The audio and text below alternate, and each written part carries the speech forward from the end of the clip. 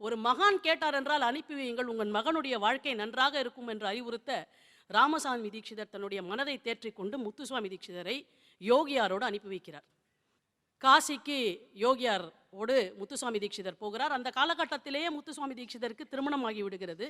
தன்னுடைய மனைவியோடு போகிறார். அங்கே அன்றாடம் காலையிலே எழுந்து தன்னுடைய அனுஷ்டானங்களை எல்லாம் முடித்து கொண்டு விஸ்வநாதரையும் விசாலாட்சியையும் அன்னபூர்ணியையும் தரிசனம் பண்ணிவிட்டு யோகியார் சொல்லக்கூடிய எல்லா பணிவிடைகளையும் செய்துவிட்டு அந்த காலகட்டத்திலே யோகியார் அவருக்கு ஸ்ரீவித்யா உபாசனை செய்து வைக்கிறார்.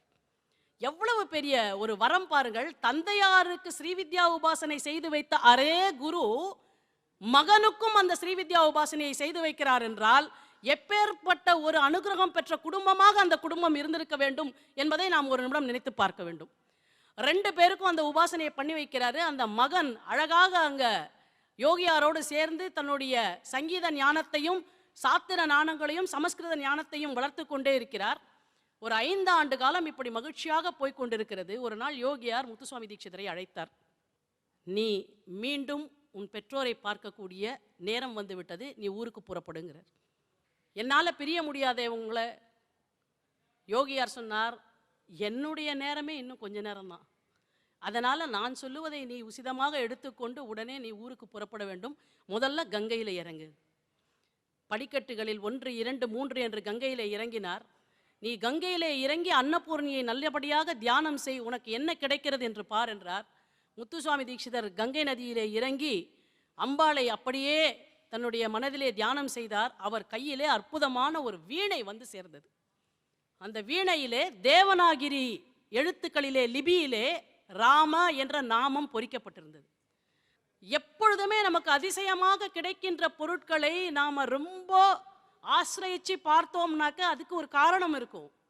எதுக்கு கங்கையிலே இந்த வீணை கிடைத்தது? எதற்கு அந்த வீணையிலே ராமநாமம் பொறிக்கப்பட்டிருக்க வேண்டும்?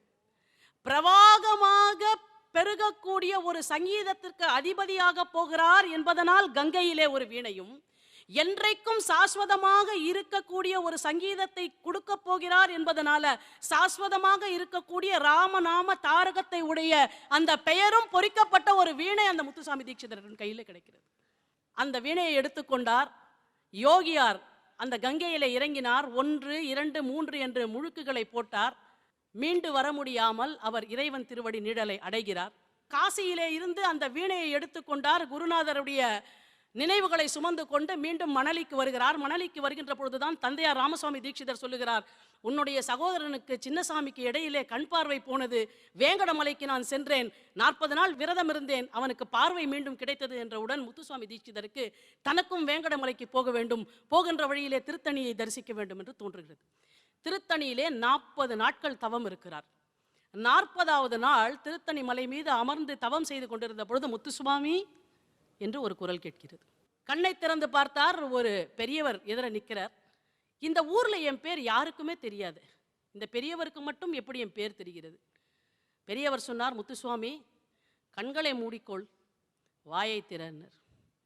நம்ம கிட்ட யாராவது ஒரு வயசானவங்க வந்து கண்களை மூடிட்டு வாயை திறனா முதல்ல நீ யாருன்னு சொல்லு, என்ன ஏதோ அது பண்ண இதை பண்ணுன்னு சொல்லிட்டு இருக்கேன்னு நம்ம கேட்போம்.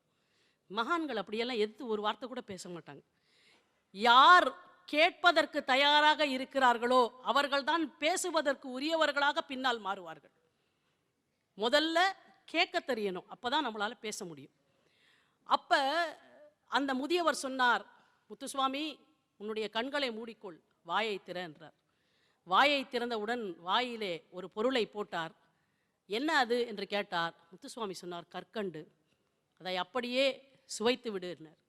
அதை அப்படியே சுவைத்தார். தனக்குள்ளே அப்படியே அந்த கற்கண்டை கரைத்து கொண்டார். கண்ணை திறந்து பார்த்தாரு. எதிரே இருந்த வயோதிகரை இப்ப காணோம். அந்த வயோதிகர் அப்படியே மெல்ல மறைந்து கொண்டே அந்த சன்னிதானத்திற்குள்ள போகிறார்.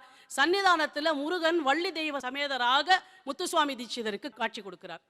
இப்ப குருவாக ஒரு குகனாக தன் மனதிலே அமர்ந்து விட்ட அந்த குரு குகனை முத்துசுவாமி தீட்சிதர் மனதிலே இருத்தி, இதுவரைக்கும் சங்கீத விற்பனனாக இருந்த அந்த முத்துசுவாமி தீட்சிதர் ஒரு வாக்கேயக்காரராக மாறுகிறார்.